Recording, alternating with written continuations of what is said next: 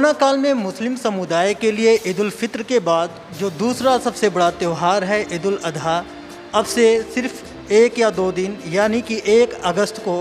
मनाना है पूरी दुनिया में और इंडिया में। लेकिन इस कोरोना काल में खासकर जब देखा जाए बहुत ज़्यादा अभी भी कोरोना अपने चरम पे है, ना कोई इसका इलाज है और बचाव ही सबसे बड़ा इसका तरीका आज भी माना जा रहा है। ऐसे में मुस्लिम समुदाय के लिए जो दूसरा सबसे बड़ा त्यौहार जब आ रहा है सर पे, तो क्या मुस्लिम समुदाय कोरोना काल को या फिर हेल्थ डिपार्टमेंट की तरफ से जो एडवाइजरी जारी हुई है उसको फॉलो करते हुए क्या इस बार जो ईद उल अजहा बकरीद का जो त्यौहार है मनाने के लिए जो तैयार हैं, तो उसमें किस तरीके से पाबंदी रहेगा, किस तरीके से लोग अपने त्यौहार को मना पाएंगे। और ऐसे में जो मुस्लिम समुदाय के जो धर्मगुरु हैं, इमाम होते हैं, मस्जिद के इमाम या फिर और भी जो लोग होते हैं, धार्मिक लोग होते हैं, उनकी बातों का बहुत बड़ा अमल करना बहुत ज़रूरी होता है। क्योंकि एक दायरे में रह के, धार्मिक दायरे में रह के अगर इस काम को अंजाम दिया जाता है, त्यौहार को मनाया जाता है, तो कई बार ये भी सुनने में आता है और मान्यता है कि हम एक सही गाइडेंस में और अपने इमाम के गाइडेंस में अगर हम एक त्यौहार को मनाते हैं तो उससे ये रहता है कि हम जिस काम को करते हैं, जैसे कुर्बानी को किया जाता है, तो वो कुर्बानी कहीं ना कहीं सही ढंग से होती है और रब्बुल आलमीन जो रब होता है उनके बारगाह में वो कबूल होने का एक पूरा चांस रहता है। तो ऐसे में खासकर जब त्यौहार बिल्कुल सर पे है और इस टाइम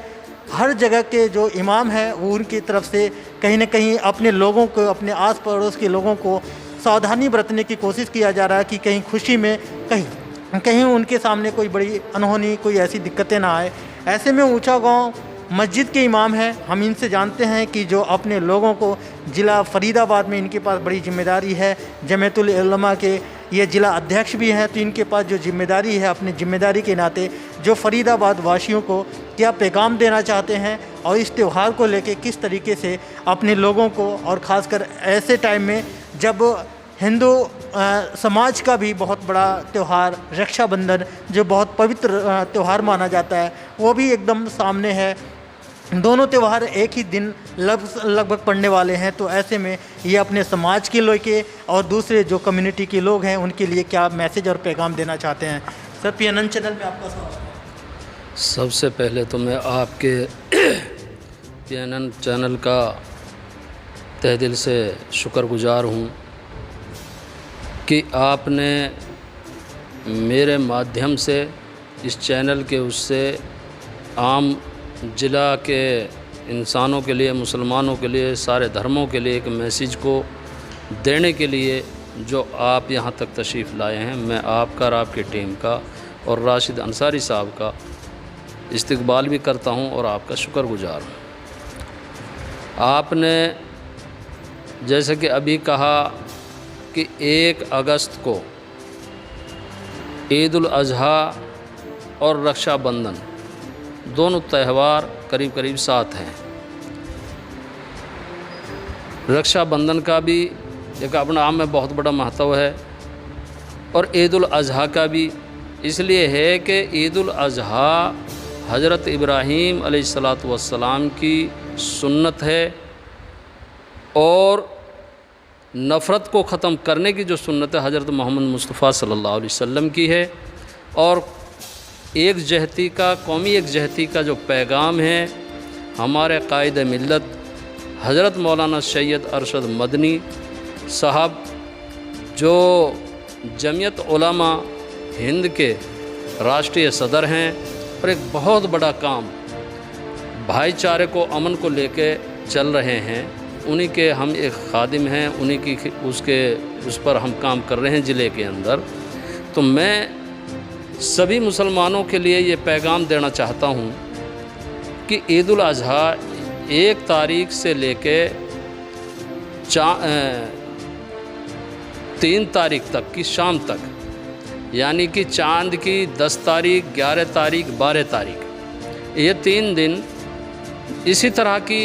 बराबर अपना मतलब जो अहमियत को रखते हैं। पहले दिन में अफजल है,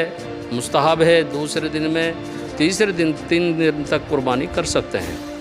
तो सबसे पहले जो कुर्बानी का मसला आ रहा है, हम अवैध पशुओं की कुर्बानी किसी भी कीमत पर कहीं से कहीं तक नहीं करें, जिनको सरकार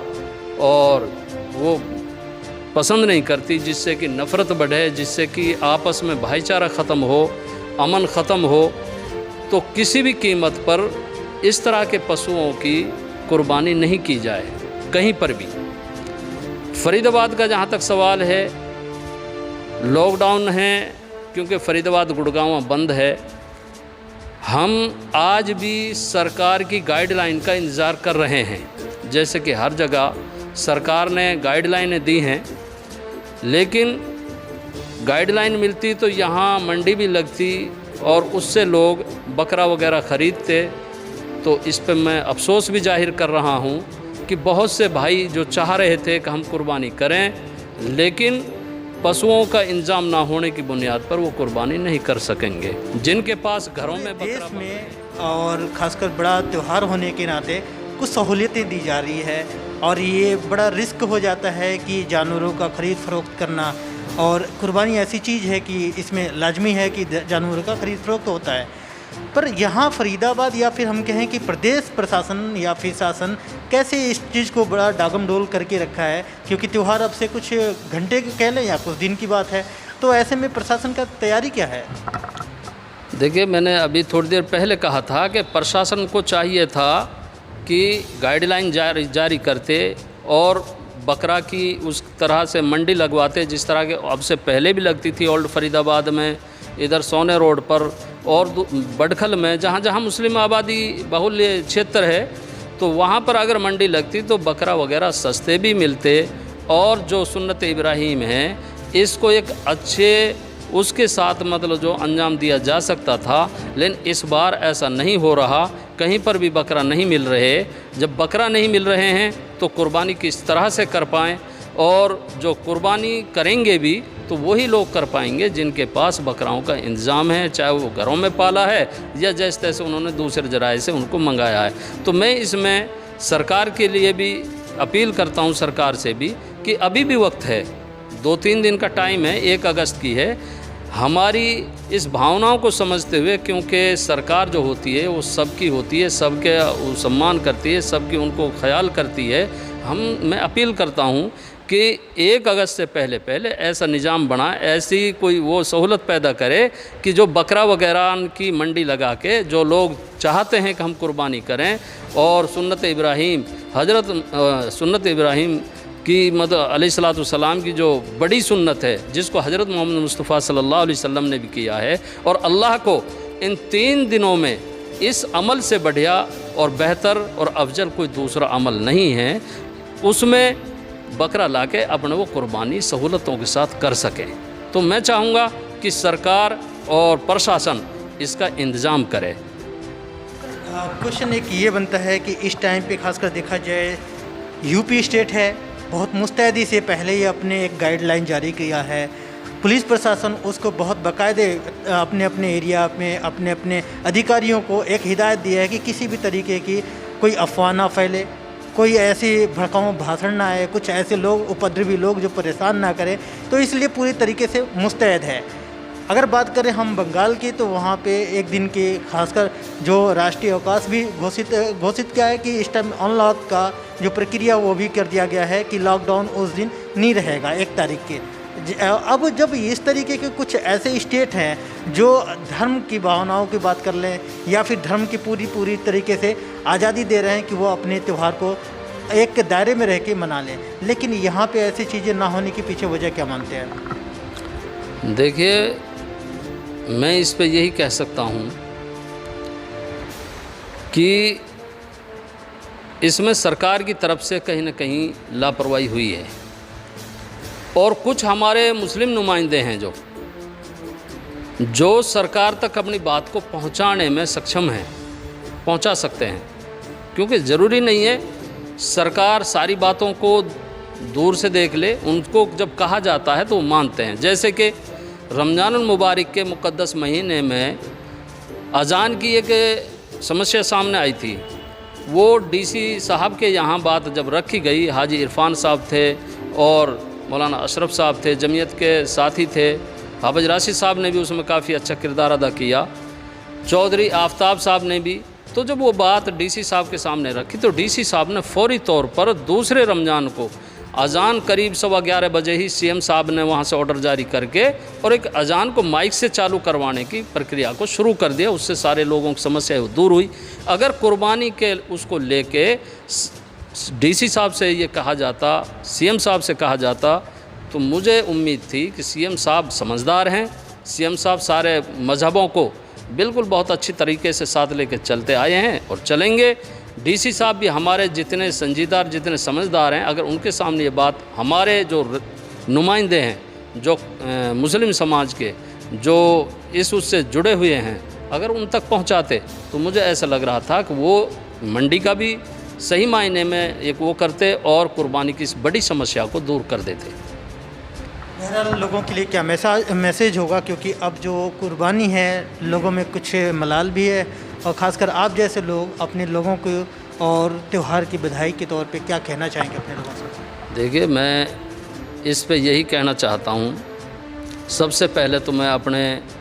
हिंदू भाइयों को रक्षाबंधन की मुबारकबाद पेश करता हूँ। ये भाई बहन का एक गठजोड़ है, भाई बहन की एक मतलब कि अंतिक मतलब उस मोहब्बतों के साथ जो एक धागा बांधा जाता है, उसकी लंबी उम्र के लिए दुआएं की जाती हैं भाई के लिए हैं, और बहन उससे बहुत लंबी उम्मीदें रखती है। तो एक ऐसा त्यौहार हमारे सामने आ रहा है, तो मैं उसके लिए मुबारकबाद देता हूं और दुआ करता हूं कि ये धूमधाम से बड़े उसके इस कोरोना की जो बीमारी है इससे बचाव करते हुए ये मने, और इसकी जो जिसकी जो सहूलतें हैं उन सहूलतों के साथ ये त्यौहार पूरी तरीके के साथ में मनाया जाए, रखा जाए। उसके बाद मैं ईद उल अज़हा की सभी ज़िले वासियों को और प्रदेश के सभी उनको मुस्लिमों को मुबारकबाद भी देता हूँ, और पैगाम भी मैं ये देता हूँ कि हम कोई काम इस तरह का ना करें कि जिसमें प्रशासन को, हमारे हिंदू भाइयों को या हमको परेशानियों का सामना करना पड़े। हज़रत मौलाना शहीद अरशद मदनी साहब ने भी ऐलान किया है कि ईद उल अज़हा ईद उल फ़ितर की तरह ही मनाया जाए, अपने घरों पे ईद की नमाज़ पढ़ी जाए। जब सरकार की तरफ से ये लॉकडाउन है या मस्जिदों को अभी नहीं खोला गया है, मंदिरों को नहीं खोला गया है, गिरजाघरों को नहीं खोला गया है, चर्च को नहीं खोला गया है, गुरुद्वारे को, तो मैं ये नहीं कहता कि मतलब सरकार खाली हमसे इस चीज़ के लिए वो कर रही है कि भाई मुसलमानों का त्यौहार है या मुसलमान है इसलिए नहीं। उनके नज़दीक ना हिंदू है, ना मुस्लिम है, ना सिख है, बल्कि एक इंसानियत है। और जो ये कोरोना की ख़तरनाक महामारी है, इससे बचाव के लिए चाह रहे हैं कि किसी को कोई हानि ना हो, किसी को कोई मतलब जो जान गंवानी ना पड़े, उससे बचाव के लिए इस तरह के कानून को, इस तरह के उसको मतलब गाइडलाइन को जारी किया कि भाई जैसे ईद की नमाज़ पढ़ी गई है इसी तरह से हम ईद उल अज़हा की नमाज़ भी अपने घरों पे और अपनी सहूलतों के साथ, अपनी तरतीब के साथ उस तरह से पढ़ लें जैसे कि ईद पे पढ़ी है। और अगर हम इस तरह से करेंगे तो इस कोरोना जैसी महामारी से भी हम बच सकते हैं और सरकार की गाइडलाइन का भी हम पूरा सम्मान कर सकते हैं। रहा सवाल कुर्बानी के उसका, मैंने पहले भी ये बात कह दी थी, अब दोबारा मैं फिर लौटाना चाह रहा हूँ कि कुर्बानी करें, क्योंकि जो त्यौहार है, जो मतलब वो है, वो हर आदमी अपने उसके मुताबिक रहेगा और करेगा। लेकिन एक तो ऐसे पशु की, ऐसे ढोर की कुर्बानी ना करें। देश दुनिया की हर लेटेस्ट खबर देखने के लिए सब्सक्राइब करें हमारे चैनल PNN को और साथ ही बेल आइकन दबाना ना भूलें।